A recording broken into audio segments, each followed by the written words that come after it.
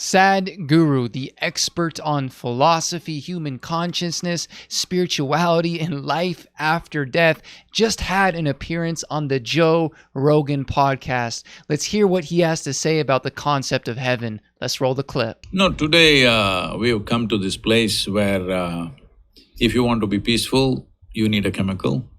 You want to be joyful, you need a chemical. You want to be healthful, you need a chemical. Well, you want to be ecstatic, of course there is a chemical. Right. So what is the consequence of this? Why this is happening? One thing is, in this generation, one thing that's happened in people's minds is the heaven has collapsed in people's minds. The heaven? Yes. How so? See, I've been talking to people. 50 years ago, if I spoke to people and I asked how many of you want to go to heaven, almost 80% would raise their hands. Today, you go to your university and ask them, how many of you want to go to heaven? They'll say, they think it's a ridiculous question, all right? Nobody will raise their hand.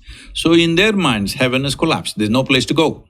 So they want to do everything here. I agree with Sadhguru when he says that we as a civilization are looking for all of these extra chemicals to put into our body to make ourselves happy, to make ourselves feel good and look better. I agree with Sadhguru when he says that we do not have to be affected by our outside circumstances and our environments, no matter how horrible they are, that we can create a certain level of bliss within ourselves. But this doesn't mean that heaven isn't a real place that actually exists.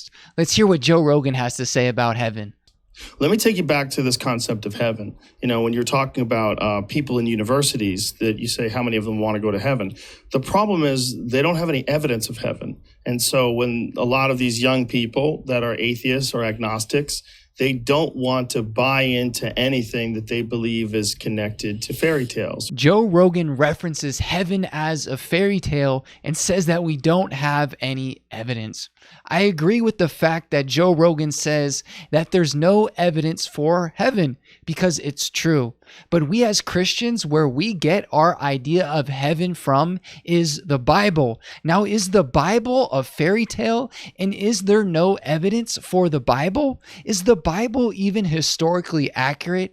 Let's see what Christian apologist Frank Turek has to say about the historical accuracy of the Bible. Frank, is the Bible historically reliable? Oh, I think so, absolutely, Bobby. And I think if you look at 6 lines of testimony that begin with the letter E, as an overview, you can see that it is. First of all, we have early testimony. Most, if not all, the New Testament documents are written prior to 70 AD. Secondly, we have eyewitness testimony. For example, there's 140 details between the book of Acts and the Gospel of John that have been verified to either be eyewitness details or details that only an eyewitness could know, or they knew somebody who was an eyewitness. Thirdly, we have embarrassing testimony. That may sound a little strange, but there's so many embarrassing details in the text that the writers never would have made up. Like, for example, they never would have Jesus call Peter Satan. They never would have had Peter deny Christ 3 times. They certainly wouldn't have run away while the women were the brave ones at the crucifixion, right? That doesn't make any sense. They wouldn't have the women be the first witnesses. They wouldn't doubt that he had risen from the dead after he had risen from the dead. There's so many embarrassing details. This is not a made-up story. Number 4, we have excruciating testimony. That literally means out of the crucifixion that these individuals died brutal deaths, excruciating deaths, when they could have saved themselves by saying Jesus had not risen from the dead, but they went to their deaths anyway. We also have expected testimony. That's number 5. In other words, there's Old Testament prophecy that causes us to expect a Messiah in the first century with the same characteristics Jesus had. Just look at Isaiah 53. You don't need to go much further than that. And then finally, we have extra biblical testimony. We have 10 ancient non-Christian sources within 150 years of Jesus's life.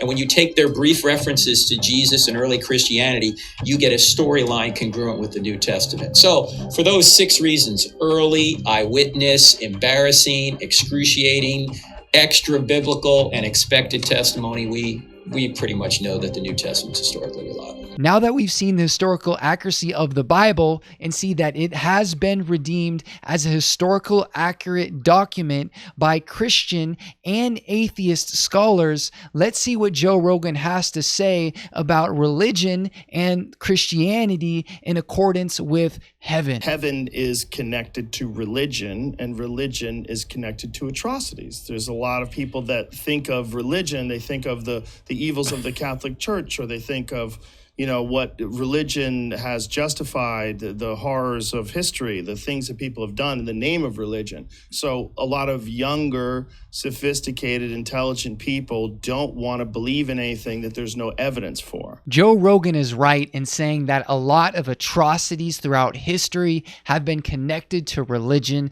and Catholicism and what the church has done throughout history. But does this denounce the historical accuracy of the Bible? Of course not. And does this mean that those actions are justified by God and that those actions are a good example of the character of Jesus Christ? Of course not. Jesus said, if anyone sues a man for his shirt, give him your coat as well.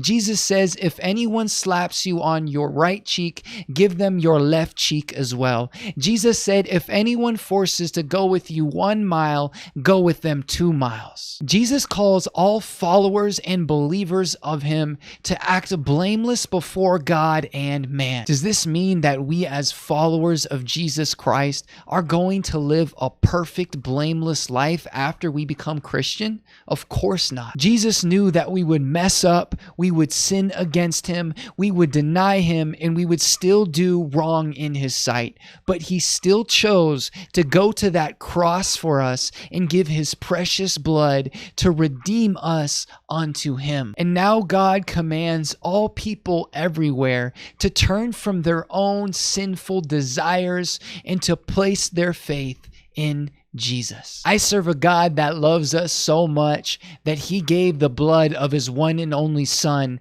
that we may be restored unto him and receive eternal life in heaven. God is calling you into a personal, loving relationship with him, but now the ball is in your court. Will you pick up that call and receive eternal life in heaven?